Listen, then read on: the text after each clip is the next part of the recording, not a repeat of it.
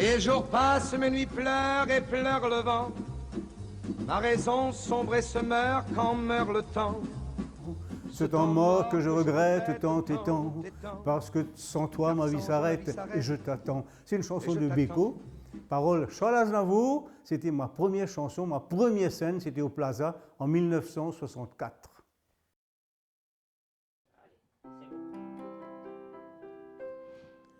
Toi qui marches dans le vent, seul dans la trop grande ville, avec ce cafard tranquille du passant. L'important, c'est la rose, l'important, c'est la rose, l'important, c'est la rose, crois-moi.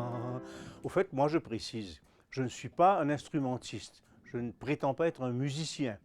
J'ai la chance de connaître quelques accords, ce qui me permet de m'accompagner, et je fais toutes mes répétitions chez moi. Bon, avant que les playbacks n'arrivent.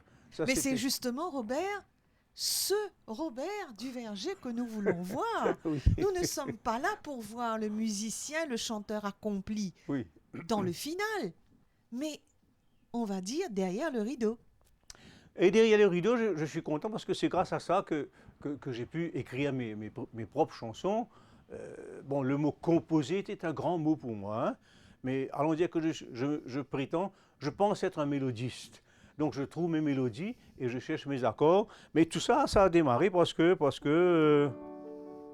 je Mais on me lève adore, continue s'il te plaît. et je te bouscule. Tu ne te réveilles pas comme d'habitude.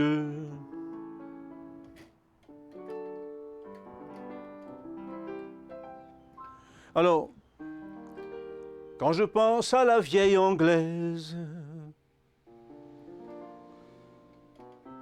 qu'on appelait le Queen Mary, échouée si loin de ses falaises sur un quai de Californie. Michel, ça va? Oui, ça va très bien. Quel plaisir de se revoir, surtout à l'occasion des 60 ans de carrière de notre ami Robert Duverger. Un plaisir partagé, Anita. On va parler d'un ami commun et je remercie aussi la MBC pour l'opportunité de pouvoir dire des choses, enfin j'espère intéressantes, au sujet de cet ami. Il n'y a pas besoin de te poser de questions, Robert. Tu as tout dans la tête et tu déclines tout. Dès qu'on te parle chanson française, Oui. ça y est. Oui, oui, j'ai la chance d'avoir, je pense avoir une bonne mémoire. Ce qui fait que, oui, je me souviens de plein de choses. Tu peux même remonter jusqu'à ma petite enfance. Je peux peut-être retrouver des... j'ai en mémoire tout cela et je suis content et ça me permet de faire mes tours de chant. Tu sais, je fais mes tours de chant, 12, 13, 15 chansons d'affilée, mais pas de prompteur, ni de texte sous les yeux, ni rien du tout. Je crois que le public s'en aperçoit. J'ai toujours voulu que ce soit ainsi et je crois que ça fait en sorte que j'ai une bonne mémoire. Donc oui, j'ai la bonne mémoire et je me souviens de mes premiers pas sur scène. Bonne mémoire depuis, on va dire, tout petit. Tout petit. Je me souviens, j'ai la chanson dans la peau, je suppose. J'avais peut-être 3 ou 4 ans, je fredonnais à la maison. Et les parents me faisaient chanter parce que les autres frères et sœurs, bon, ils chantent bien, mais pas comme moi. Et donc, quand la famille venait, grand-père, grand-mère, tonton et tante, allez Robert, chante. Et je montais sur la table et je fredonnais une chanson. Et je me souviens, la chanson s'appelle Quand un marin. C'est une chanson peut-être des années 40, je ne sais même pas qui chante ça. Quand un marin revient de loin. Et je chantais, et puis on mettait des petites pièces de 2 sous ou bien de 5 sous pour moi. Et un jour, parce que j'avais aussi mauvais caractère, mais du caractère plutôt. C'est bien. Robert, chante une chanson. Je me mets sur la table, on me donne de l'argent, et puis je déclare, je sais chanter, je peux chanter, mais je ne vais pas chanter. Et là, ma grand-mère, avec humour, mais moi, je n'ai pas pris ça avec humour, on reprend notre argent, on ne va pas te donner de l'argent. Et là, j'ai chialé, j'ai pleuré, j'ai trépigné, enfin, j'ai fait le mauvais garçon, parce que j'étais aussi mauvais garçon. Alors à l'époque, on avait l'habitude de cataloguer des artistes. Il y avait le Cliff Richard mauricien, Judex Malherbe, le Elvis Presley mauricien, c'était Gérard Belgicourt. Oui, tout à fait. Le Nat King Cole mauricien, c'était Yvon Émile. L'Ackebilk mauricien, Roland Constantin. Et on peut aller à l'infini. Et le Béco mauricien, c'était Robert Duverger. L'important, c'est la rose, l'important. Chez moi, les parents, ils étaient dès le départ francophiles. Et papa et maman, avec les opérettes dans la tête, on écoutait la radio MBS, bien sûr. Et j'écoutais la chanson française. J'étais pénétré par ça dès le départ. Et Béco, n'en parlons pas, je suis tombé dans la marmite Béco, je connais tout de Béco, j'ai tout de Béco, donc ça c'est normal. Et donc nous sommes en 1952 ou 1953, justement Béco, il chante à la radio, et je l'écoute chanter la corrida, et là, c'est fait. Je deviens un mordu de Béco. Un mordu de Béco jusqu'à aujourd'hui. Un fan de Béco. Un fan de Béco jusqu'à aujourd'hui. Et d'ailleurs, quand je vais au Plaza pour la première fois, ta première scène, tu veux ma dire? Première scène, c'est ma première scène, et je choisis Béco, justement, Je t'attends, ce que j'ai fredonné tout à l'heure. Et tu as eu l'occasion aussi, durant ta carrière, de voir Béco live. D'aller le voir en coulisses, de faire une photo avec lui, d'avoir un petit échange avec lui, bien sûr. Un grand moment dans une vie. C'est immense comme moment pour n'importe quel fan, rencontrer son idole, c'est inouï. Bon, Béco, je suis fan. Ensuite, je suis rentré dans le club de Béco. Quand j'ai eu 15 ou 16 ans, j'ai vu que le club existait, donc j'ai commencé à écrire et je suis resté dans le club de Béco jusqu'à tout récemment, jusqu'à ce que la secrétaire, elle a fermé les yeux. Elle s'appelait Catherine. Et Béco, donc, je le vois pour la première fois en 1980, quand je vais en France. J'apprends qu'il chante sous un chapiteau pas loin de Paris, et toute la famille vient, je lève toute la bande.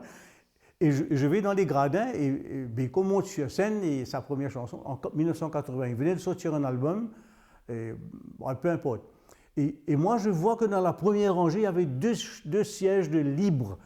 Je dis, Robert, là, ose. Et je descends des gradins tout seul. Et je vais dans la première rangée. Je dis, si on me met dehors, ben, je vais sortir. Et je suis resté dans la première rangée. J'avais Béco devant moi. À un moment donné, il a quitté la scène, fidèle à son style. Il est descendu dans le public. Il est passé près de moi. Je me suis mis debout, je posais la main sur son épaule. C'est comme si j'avais posé la main sur quelqu'un de surhumain. C'est fabuleux comme moment. C'est incroyable. Donc Béco, il vient, il fait son jeu de scène, il va dans la foule, il serre quelques mains, puis il remonte sur scène. D'ailleurs, j'ai appris de lui beaucoup. Je ne dis pas que j'ai copié Béco, on m'appelait Béco, le Béco mauricien pendant longtemps, que je n'aime pas. Je n'aime pas qu'on m'appelle Béco mauricien. Mais la façon de Béco de chanter, de communiquer, d'avoir un peu de gestuel. Oui, je suis de l'école de Béco et de l'école de Brel aussi et de Aznavour. Je suis fier de le dire, c'est mon école à moi. Donc, je cherche mes accords, je m'accompagne, je trouve mes notes et je suis heureux comme ça. Et c'est comme ça. Bon, tout ça a démarré parce que j'ai appris à jouer à la guitare, j'avais 17 ans, avec Gaëtan Varlet, il m'a montré quelques accords, et puis j'ai pu m'acheter un clavier un beau jour, j'avais un piano chez moi, et donc j'ai acheté quelques livres pour avoir les bons accords. Et donc c'est comme ça que j'ai cheminé. Mais tout ça, mais il ne faut pas oublier, et là où je suis en ce moment, c'est au studio de Gérard Simiotti. Ça, c'est le studio par excellence. Je crois que toute l'île Maurice, le symbole, toute l'île Maurice connaît. Ce studio, je ne sais pas quel âge que ça doit avoir plus de 40 ans. Je ne sais pas, parce que quand Gérard a démarré, quand je démarrais avec Gérard, ce n'était pas ici, c'était dans sa maison où il était avant. Mais ici, dans ce studio, moi j'ai beaucoup de souvenirs, personnellement. Alors il faut dire que ce studio est une petite pièce, une toute petite pièce qui forme partie de sa maison à quatre bords. Ça forme partie de sa maison, c'est une petite pièce et dans mon dos, avant il faisait aussi des sessions d'enregistrement. Il y avait tout le matériel pour enregistrer. Et dans ce studio avec Gérard, mon Dieu, qu'est-ce qu'on a? On n'a pas travaillé des chansons, on a répété des spectacles. Mes 25 ans de chansons, c'était en 1989, ça fait déjà loin derrière. Et j'avais voulu avoir un grand orchestre, j'ai eu 13 musiciens. dont un arrangeur qui est venu de France, qui a épousé une Mauricienne, Jean-Pierre Offredo. Oui. Il me faisait mes arrangements, donc il est venu à Maurice. Et donc on a répété ici, on a travaillé ici. Il y avait 13 musiciens, Claudio Cassimali, Roland Constantin, Silvio Amandine, Karl Brass, tu parles un peu, Gérard Rava. Et le jeune Pascal Simuti a démarré avec moi là, dans ce concert. Ouais. Gérard, c'est les fous rires. Gérard était un personnage hors du commun. On rigole. Quand on est mal en point moralement, on vient voir Gérard et on sort de là, on est requinqué. Les artistes ont ce mérite d'exister. Et Robert a perduré. Oui, oui.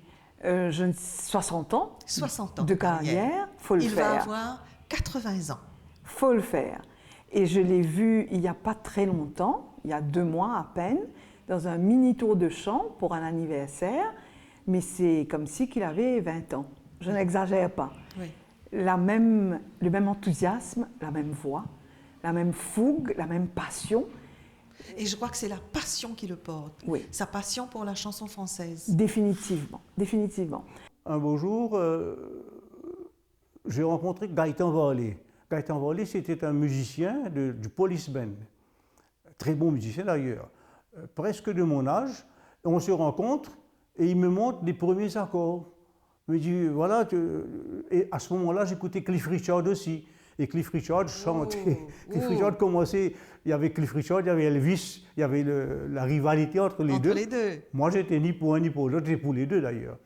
Et je fredonnais Cliff Richard, Traveling Light ou bien Living Doll. Et Gaëtan me montre mes premiers accords. Je me souviens, c'était en La, et puis on fait le Ré, puis on fait le Mi-septième, etc. Et à partir de là, je commence à prendre un peu le rudiment des accords. J'ai acheté un livre, j'ai acheté une guitare pour moi, donc je me suis un petit peu amélioré et je rencontre Roland Constantin. Roland Constantin, qui était à ce moment-là, qui est mon ami. En quelle année nous sommes là, 1960, 61 par là. 61. Je rencontre Roland Constantin, 62 disons. On se voit tous les jours, on est amis. Et Roland est excellent musicien, il joue de la clarinette, du piano, de la guitare, il joue de tout. Et Roland intègre le Magic Quintet de Gérard Simeotti en 62 ou 63. Et quand je chante avec Roland, il me dit mais pourquoi tu ne viendrais pas chanter avec Gérard Simeotti? Je dis ben, je ne connais pas Gérard.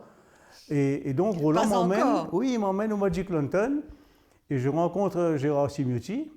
Je fredonne une chanson ou deux et Gérard, tu sais, tu fredonnes, il se met au piano, il t'accompagne. D'un coup, ça c'est le talent de Gérard. Ouais. Et Gérard me dit, tu sais Robert, j'ai déjà Gérard Biagicou qui est chanteur, il chante Presley et ce style. J'ai Yvon Émile qui est un excellent crooner qui chante des chansons américaines. Mais il y a de la place pour toi, tu chantes français, allez viens. Et je rentre dans le Magic Quintet de Gérard Simeotti. Et ça donc c'est ta première immersion dans un groupe. Dans un groupe et on chante au Magic Lantern tous les samedis soirs. Et je me souviens, il y a François Lim qui était le directeur et Philippe Lim, le fils. C'est Philippe Lim surtout qui était un petit peu notre contact, organise une soirée qu'on appelle cabaret. Et là, c'est les soirées cabaret, est invité Serge Lebras, Sylvain Ramen, les grands noms de la chanson. Et moi aussi, Robert Duverger est invité, tout jeune, j'ai 19 ans. Et j'ose chanter, et je chantais maintenant. Béco venait de sortir maintenant. Et déjà, du haut de mes 19 ans, j'ai le style, si tu veux, j'ai l'assurance d'un chanteur de 40 ans, disons, les mains dans les poches, qui chante à l'aise devant le public du Magic Lantern. Et ben, ça remonte, c'est une belle rétrospective, en effet, et beaucoup de souvenirs. Toutes ces photos piquées au mur par Gérard, ben, sont là, je vois des amis, là, je vois Milko Larcher qui est en Australie, évidemment Pascal Simuti tout jeune, là-bas il y a l'affiche, tiens, c'était en 2012, je ne me souviens plus de l'année, ou 2013, on avait été invité à venir passer en première partie de Franck Michael en Australie, avec Gérard Simuti et Noëlettre magasin, qui ici c'est écrit Noëlla, et puis tous les autres, Ernest Vier, les amis, là toute sa bande, Cyril Ramdou, Roland Constantin, Claudio Cassimali, ben, ils sont tous là. Et souvent, quand on se revoit ici, on se remémore. Quand je vois Robert sur scène pour la première fois, je dis, mais on ne m'a pas dit des bêtises, c'est bien Gilbert Bécaud qui est sur scène. Il personnifiait ce Bécaud avec le langage corporel, avec sa manière de mettre la main là sur l'oreille et de chanter. Et maintenant, que vais-je faire? Mais c'était Gilbert Bécaud qu'on avait.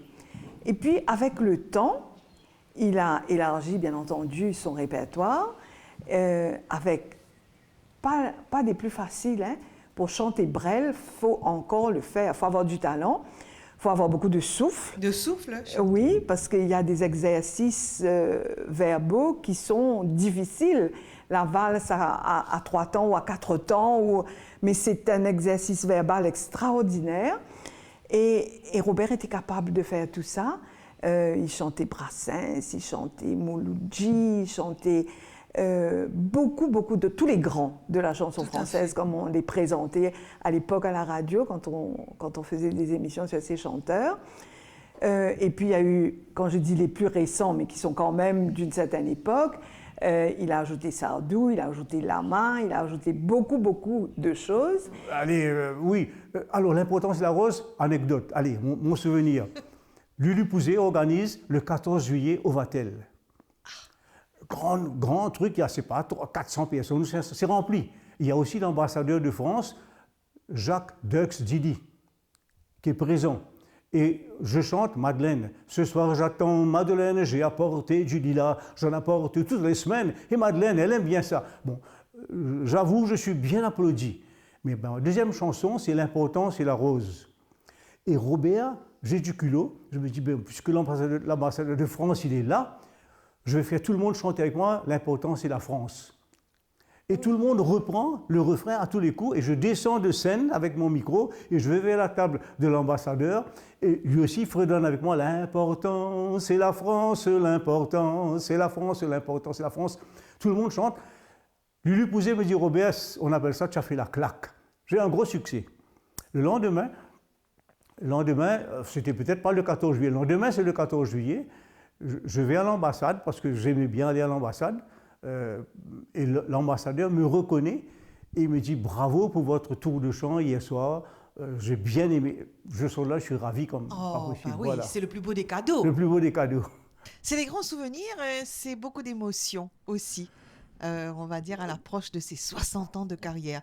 Je veux dire, attends, c'est une grâce d'arriver à 60 ans. C'est une grâce, il faut dire que tout mon parcours, il y a en parallèle, il y a le cheminement de mon couple, Josiane et moi.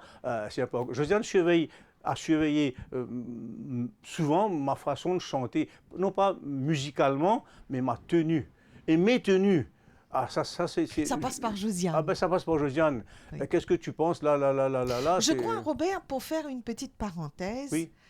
Derrière tout grand homme, on le dit toujours et on ne le répétera jamais assez, il y a une femme. Ah ben si c'est pour, Josiane derrière si c'est toi. pour me qualifier de grand homme, je dis oui, bien sûr que c'est vrai. Et même si ce n'est pas une qualification de grand homme, oui, Josiane a été derrière moi. Elle l'est encore. Oui. Je fais de la télévision, je fais des... Parce que c'est dur d'être un artiste, Robert. On insiste trop souvent à la déchéance des artistes et parce qu'ils ne sont pas soutenus. Possiblement. Et moi, je suis content parce que chez moi, à l'étage, je répète à haute voix. Et Josiane entend au bas. Et des fois, elle me dit, bon, telle chanson, telle affaire, tel passage, etc. Je reçois la critique, c'est important. Je reçois cette critique. C'est ta première critique. Oui, c'est la première critique, c'est important. Et mes compositions, surtout les chansons que j'ai écrites, inspirées par mes enfants ou ma petite fille. Et oui, Josiane, c'est le premier critique. La première critique, c'est Josiane.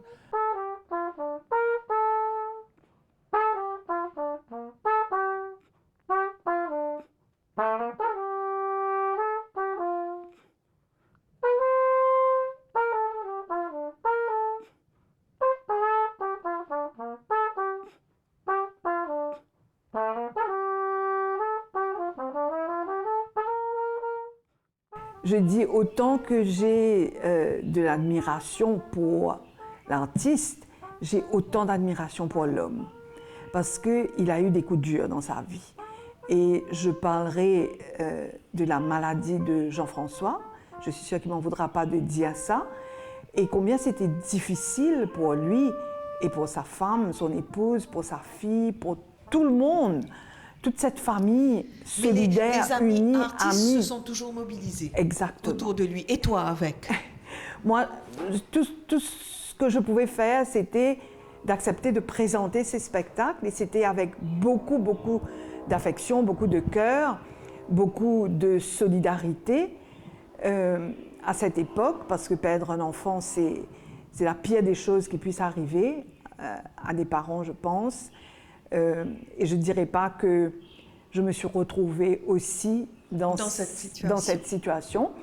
Point de suspension, on va dire ça comme Oui, ça. Je reviens à Robert pour dire le courage de cet homme.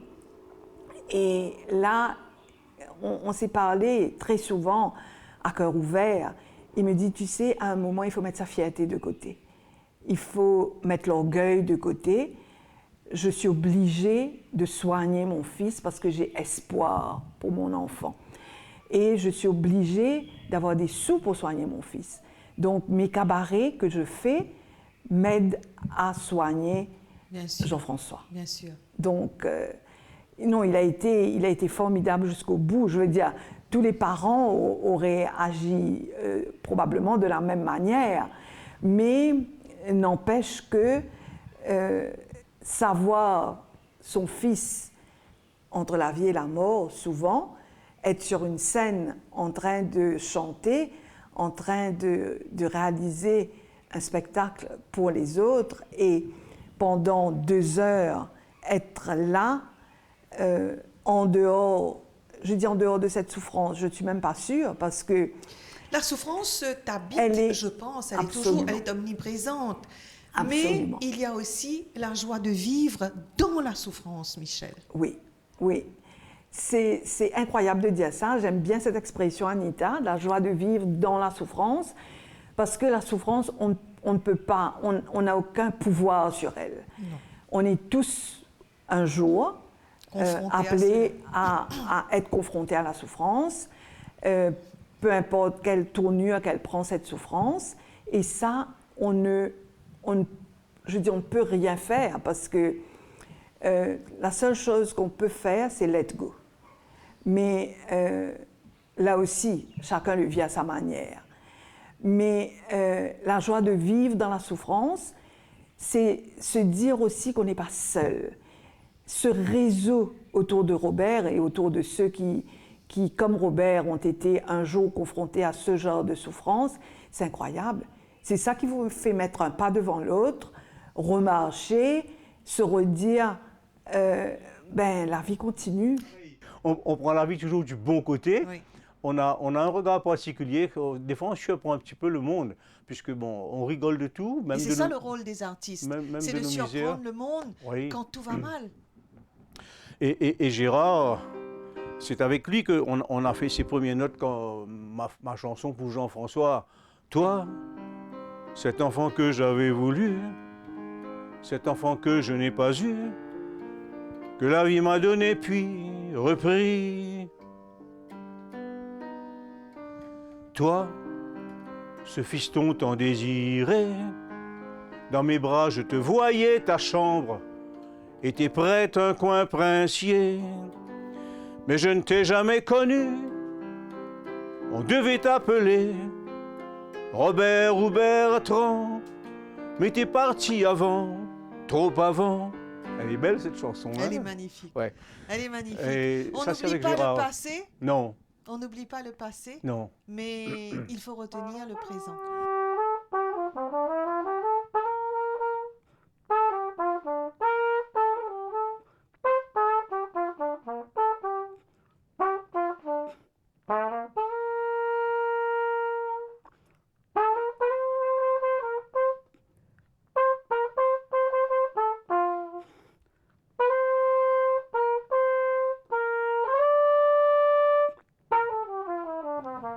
Ma rencontre avec Robert, autant que je m'en souvienne, ça date peut-être dans les années 2015 à peu près, à travers mon mentor, Claudio Cassimali, le grand Claudio.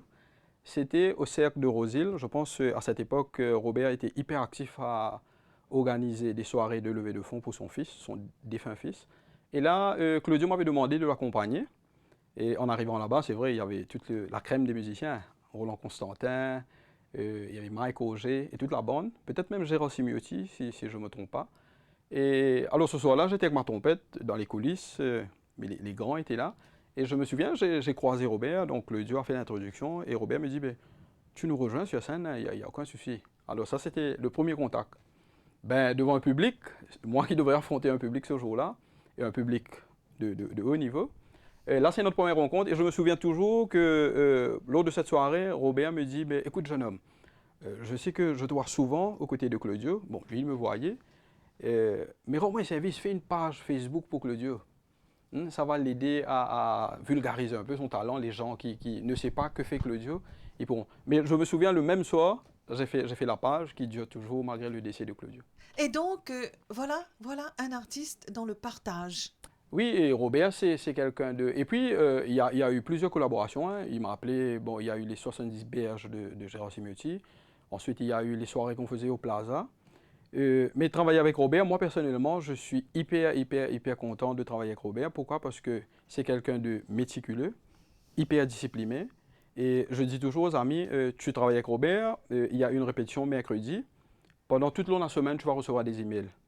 Il va te donner des instructions. Bon, on va passer tel titre, tel morceau, on va décaler, etc. Et je me souviens même pour la soirée au Domaine Nana, il nous envoie des emails pour nous dire où se trouve le parking, quand vous entrez sur l'aile gauche, etc., etc. Tout est fait, réglé comme du papier à musique. Et ça, c'est formidable.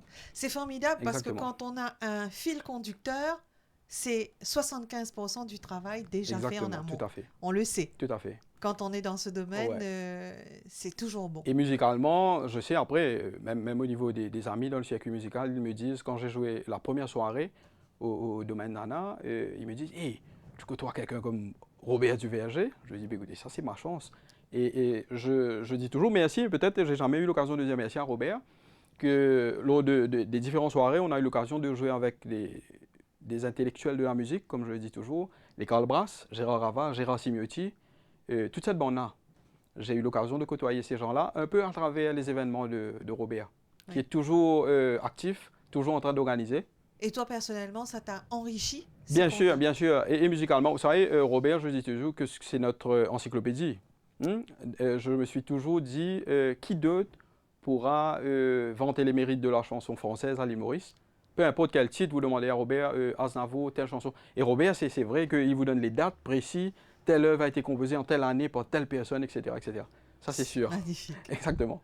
Merci. C'est ce qu'on adore chez lui. Alors, 1980, Oui, on peut dire que ça fait 44 ans de cela. oui. Robert, donc tu t'envoles pour la France pour Oui. réaliser, Oui. pour faire graver ce 33 tours. Oui, mais je vais faire un petit flashback, puisqu'en 1965, la maison d'Amou dit à Gérard Simiotti, allons faire un 45 tours. Un côté, sur une face, c'est l'orchestre de Gérard Simiotti, et sur la face B, ce sera Robert du VRG. Et c'est là où je chante Si tu partais, qui sera à la télévision. Donc ce 45 tours, il est sorti, c'est la maison d'Amour qui l'a sorti, il y avait la pochette et tout. Ça, c'était le premier disque. C'était vraiment le tout premier. Moi je n'ai même pas un exemplaire. Si j'ai un exemplaire, mais pas la pochette. J'ai un exemplaire. Ça, c'est le premier. Ensuite, en 80, ce sera l'album. Et l'album, ce sera fait dans un studio. À ce moment-là, c'était des studios. Aujourd'hui, c'est digital. À ce moment-là, c'était encore les grosses bandes. Et donc, j'avais un studio 8 pistes. Ce qui permettait au studio de pouvoir prendre ta voix, prendre les musiciens, prendre un accordéon. Moi, j'ai eu un accordéoniste, j'ai eu un violoniste, etc., qu'on a ajouté. On n'a pas eu tout, parce que ça coûtait de l'argent. Je n'ai pas eu de synthétiseur, etc., etc. Peu importe. L'album, il est sorti. Et donc, je suis revenu en Maurice, donc en 80. Et quand l'album sort en 80 ou 81, et là, je m'y mets dans la composition pour essayer d'avoir mon univers à moi. Tout ce temps-là, j'ai toujours chanté Bécoise d'Anvour. Je chante encore Bécoise d'Anvour, Brel ou Distel, etc. Je chante encore dans les tours de chant. Mais mon univers à moi, c'est aussi les chansons que je vais écrire. Tes compositions. Voilà. Tes compositions, parce qu'il faut dire, Robert, aime l'écriture, Oui, les textes. oui. Je commençais à écrire. Bon, j'ai essayé de m'améliorer au fil des ans. Je suis certain que je me suis amélioré au fil des ans. Je pense avoir fait des chansons, en toute honnêteté, en toute modestie, les plus abouties ces dernières années. Beaucoup plus que ce premier album. C'est la maturité. La maturité, bien sûr. Oui, comme j'ai chanté aussi Le temps qui passe, j'ai chanté aussi sur là, on parlait de 80, là je fais un saut fou dans le temps. Mon avant-dernier album, qui s'appelle Le Dernier Train, justement la chanson Le Dernier Train, c'est une chanson pour moi que j'aime particulièrement, parce que c'est une chanson... Elle est marquante, cette chanson. C'est une chanson qui est la réalité. C'est quand un parent, malheureusement, on n'a pas d'autre choix que de mettre le parent dans un home. Et ce passage de la maison au home, c'est ma chanson, à la Le maison Dernier de Train. retraite, oui. Il Il faut dire qu'elle est poignante, cette chanson, dans la tristesse de sa réalité. Oui, Très dure, mais on est confronté à cela. on est confronté à cela. Et moi, je l'ai vécu avec ma maman.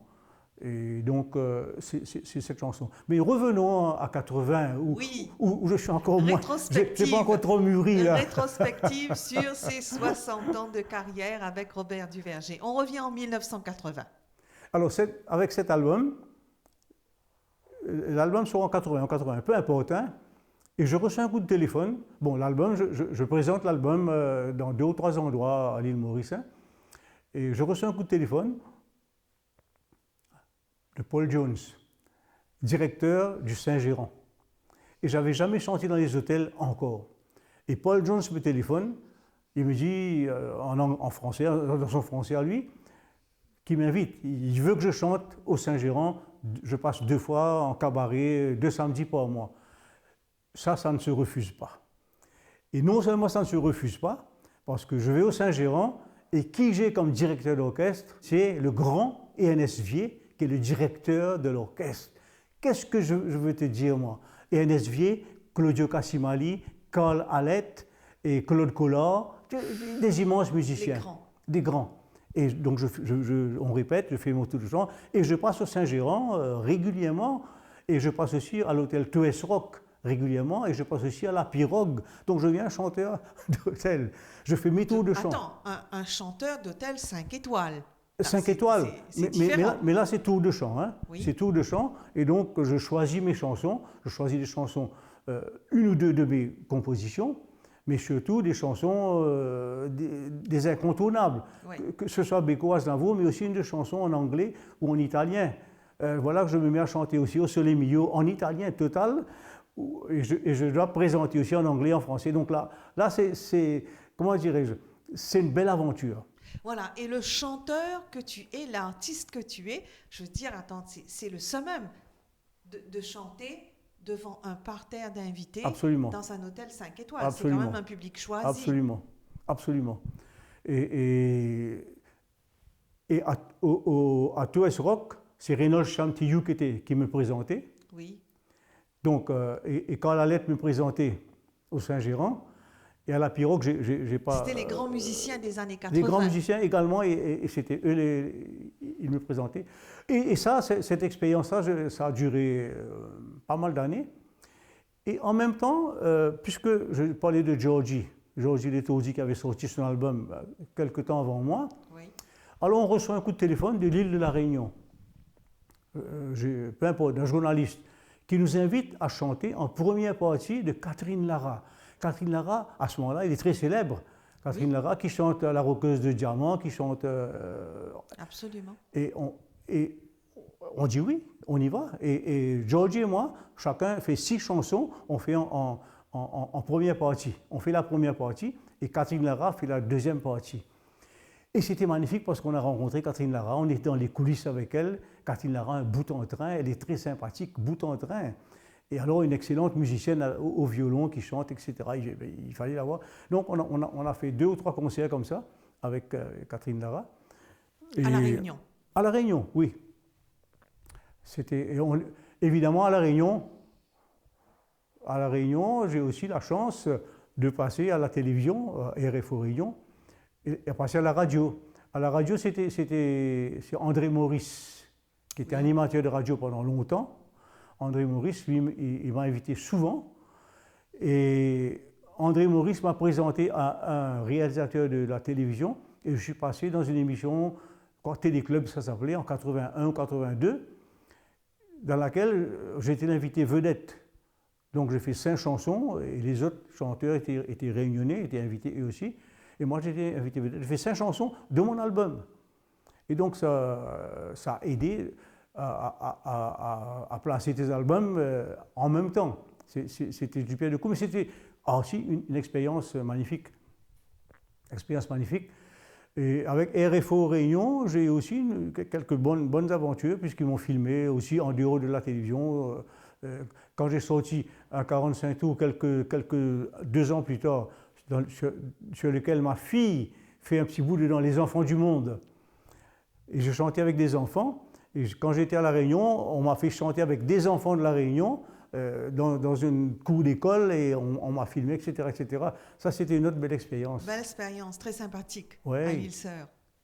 À l'île-Sœur, oui, à l'île-Sœur, souvent. Souvent, je suis passé, mais à la radio, à tous les coups. Et jusqu'à aujourd'hui, je suis encore en relation avec André Maurice. On se parle, bien sûr. On se Alors, fait quand on dit que la chanson fait voyager, c'est bien vrai, Robert. La chanson fait voyager. Oui, c'est vrai. Mais je précise que je suis un chanteur amateur toute ma vie. Je n'ai pas vécu de ma chanson, mais j'ai vécu ma chanson, oui, Ah oui, pleinement. pleinement. Et donc, un chanteur amateur, ça veut dire que je ne faisais pas au-delà de ce qu'un amateur pouvait faire. Donc, je suis passé à La Réunion, mais je ne me suis jamais imaginé aller continuer.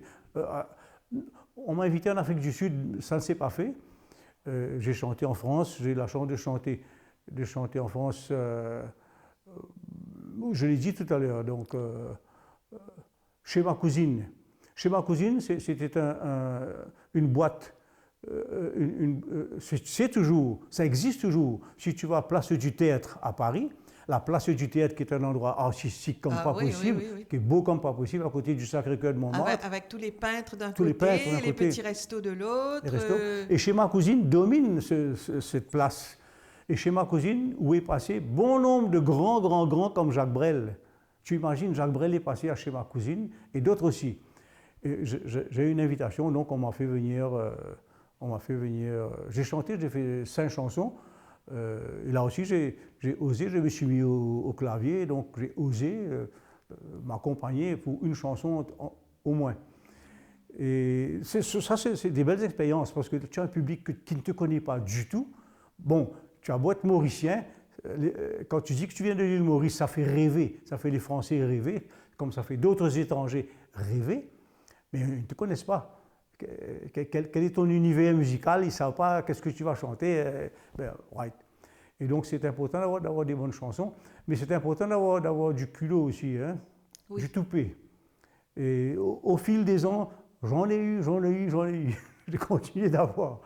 Et tu ne m'as pas demandé si j'ai eu le trac. Oui, j'ai eu le trac. J'ai souvent eu le trac.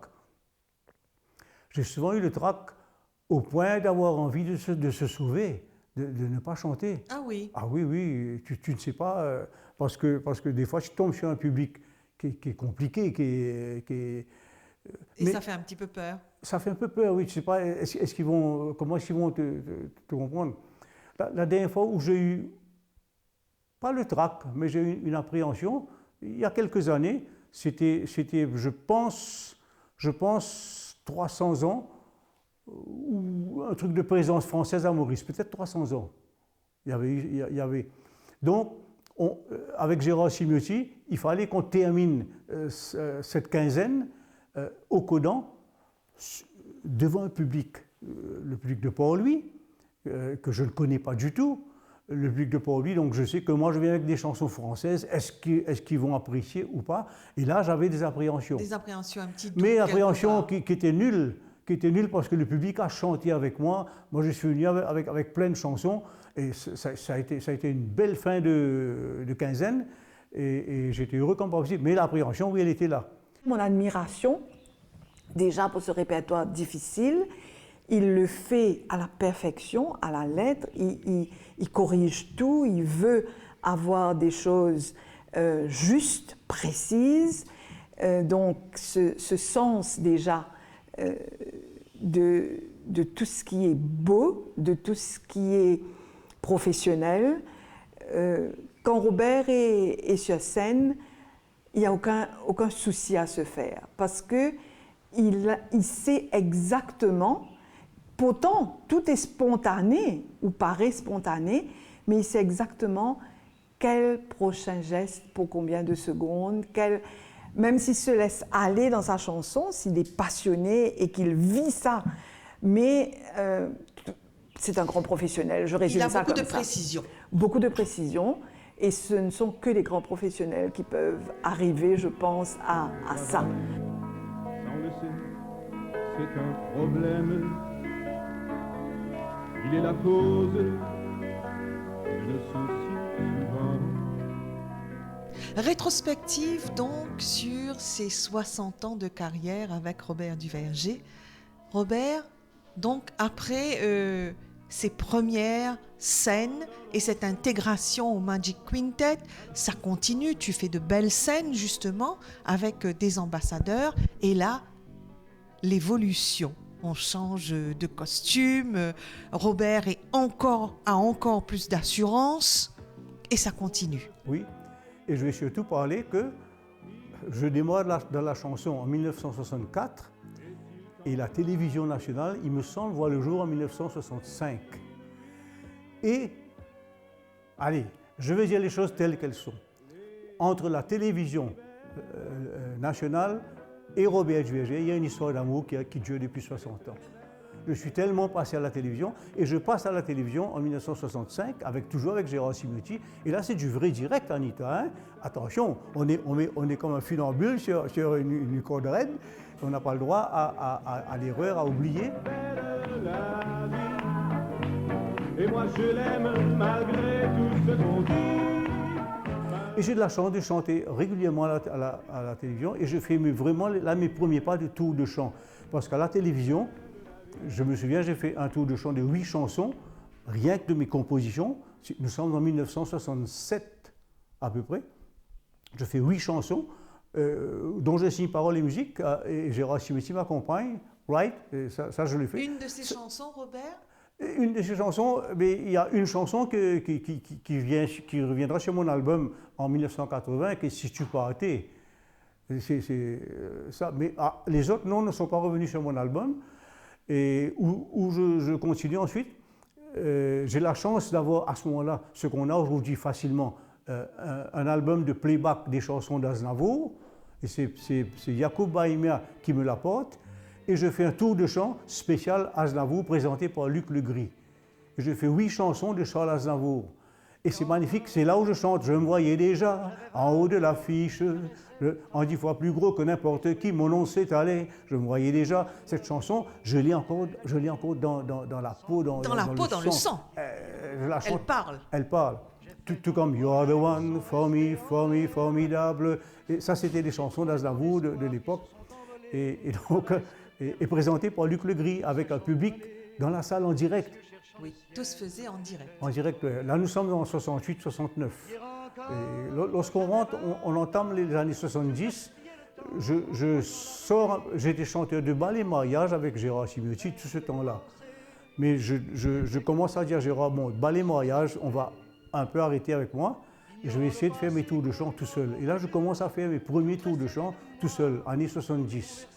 Et tu sais, dans les clubs privés, hein, que ce soit au Racing ou au Cercle de Rosil, ou de clubs, et pas souvent, mais je l'ai fait. Mais toujours accompagné par Gérard. Mais je ne suis plus chanteur de ballet mariage. Et j'ai la chance de chanter au Plaza, dans un spectacle qui est monté par Roger Lecoultre, qui était conseiller culturel à l'ambassade de France à l'époque. Roger Lecoultre avait écrit un spectacle, tiens, ça s'appelle 75 Berges. Et 75 Berges, dans lequel lui joue son personnage à lui, et entrecoupé de chansons. Et donc nous sommes une vingtaine de chanteurs à chanter.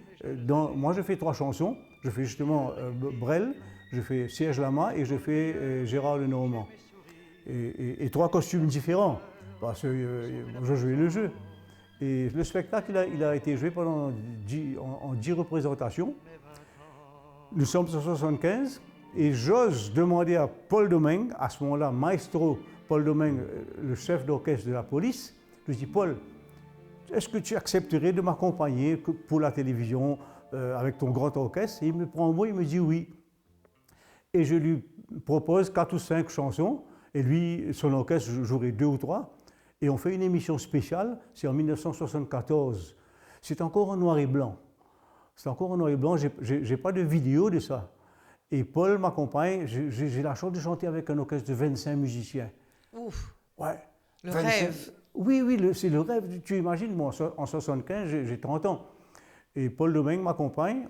Ensuite, avec Paul Domingue, on a été chanté dans 1 ou 2 collèges pour des occasions spéciales, toujours avec l'orchestre Paul Domingue. Nous sommes en 75. Et 2 ans après, je fais une émission avec quelques amis invités, Bernard Devaux, Adeline Forgette, etc. Et 1 an après, il y a le fameux d'une île à l'autre. Oui. Alors, d'une île à l'autre, c'est un divertissement. Ce n'était pas un concours de chant. C'était un duplex qui se passait en direct entre l'île de la Réunion, le studio de FR3 Réunion Voilà. et la MBC. Voilà. Et c'était comment il s'appelait celui qui nous présentait? Jacques Quentin. Jacques Quentin était pour l'île Maurice et Sylvio Ecube était dans la réalisation. Oui. Et donc, moi j'ai chanté Les si belle la vie pour la première fois. Cette chanson va devenir ma chanson phare pour un album que je vais sortir dans 5 ans après. Mais là, c'est d'une île à l'autre. Et j'ai envie de souligner la performance d'Adeline Forgette, qui a chanté Les moulins de mon cœur. Et elle remporte parce qu'il y avait quand même un prix à la clé. C'est elle qui remporte. Elle a chanté ça magnifiquement bien. Nous terminons l'année 79, et mes amis, Jacques Bessel, qui était chanteur, lui, attitré avec l'épousée, et Georgie Letourdi, mes 2 amis ont la chance d'aller en France et de réaliser un album, 33 tours vinyle. Avec eux, j'ai toutes les données, tous les contacts. Et je prends contact. Bref, quand moi j'ai de la famille en France, ben, je pars en 80 pour enregistrer. Mais seulement, il fallait écrire les chansons. Et là Claudio Cassimani me donne 2 musiques. Roger Lecoultre me donne 2 textes. Roland Constantin me donne 2 musiques. Et c'est comme ça que j'ai réalisé mon album. Donc, ton premier 33 tours. Premier 33 tours. Mes vestes de spectacle, je les ai gardées. Et évidemment, ce sont des bons souvenirs. Celle-là, c'est Starmania et je suis en 0 janvier devant vous. Et voici ma veste pour 2 spectacles. En 2009, c'était Music Hall et en 2015, 70 berges. Celle-ci, c'est ma veste fétiche. C'est celle que je porte très souvent à la télévision. Si belle, belle la vie, elle est bien belle, très belle la vie. Il y a que les petits soucis qui nous paraissent insurmontables. Là, je me sens... Peu importe la traversée de la vie, comme on dit, la vie n'est pas un long fleuve tranquille. Non. Mais oublier son passé serait nier son présent et ne pas croire en son avenir. Oui. Or, Robert regarde toujours vers l'avenir. Des fois, je surprends, puisque l'année prochaine, j'aurai mes 80 ans. Je me projette déjà sur l'année prochaine. Bon, j'ai mes activités là pour terminer l'année. Télévision ou tour de chant, ça va, je suis content là, je suis happy. Et puis je vais faire un break en décembre parce que ma fille et ma petite fille viennent et mon gendre. Donc ça il faut prendre du temps pour la famille. Je prends du temps pour la famille. Mais je me projette sur l'année prochaine. L'année prochaine, 80 ans, qu'est-ce que je vais faire? Ben, j'en ai déjà parlé à quelques amis artistes. Peut-être qu'on fera quelque chose autour de moi artistiquement. Mais sinon, familialement, j'ai bien envie d'être avec ma fille, là-bas dans sa grande cour, avec autour de nous tous les duvergers de France et les amis. Enfin, on se projette. Il faut des projets dans la vie, Robert. Ben, il faut des projets. Moi j'ai mon amie qui était la secrétaire du fan club de Beko, Catherine Clé, de son nom d'artiste, parce qu'elle était artiste. Elle me disait toujours, Robert, les projets sont faits pour être réalisés ou pas. mais au moins fais les projets. Oui, je suis un homme à projet et toujours je vois la vie d'une manière optimiste. Je suis toujours.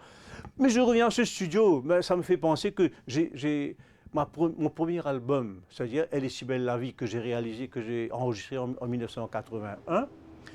Ben, il me fallait faire une maquette avant de partir pour la France avec 12 chansons. C'est Jocelyn Pichen qui est là dans ce studio avec 3 musiciens, mais c'est lui le leader.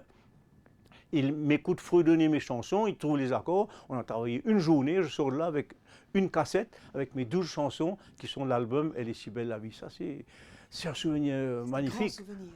Et je sais que quand j'ai fait aussi quelques 45 tours, il me fallait un bassiste. Alan Marimoutou passe par hasard et c'est Alan qui devient le bassiste pour la chanson. On devait terminer l'enregistrement pendant la réunion.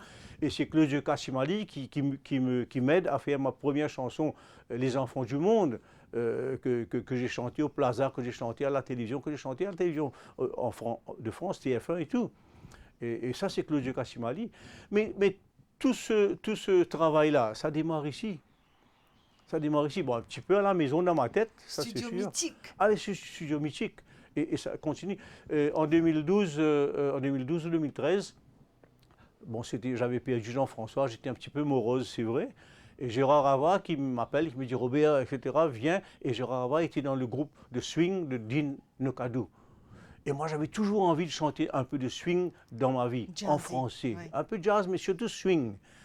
Et j'ai cette chance, et c'est ici qu'on travaille avec Dean Nokadou et son groupe. On prépare un tour de chant que j'ai fait ensuite, 16 chansons en swing.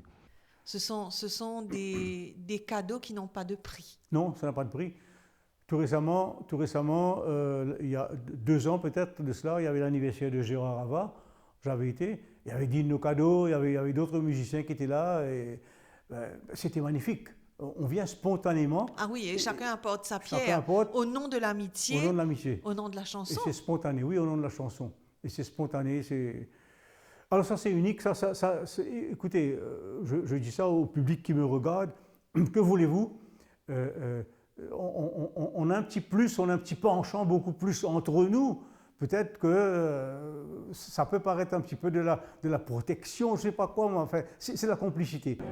On n'y peut rien. Belle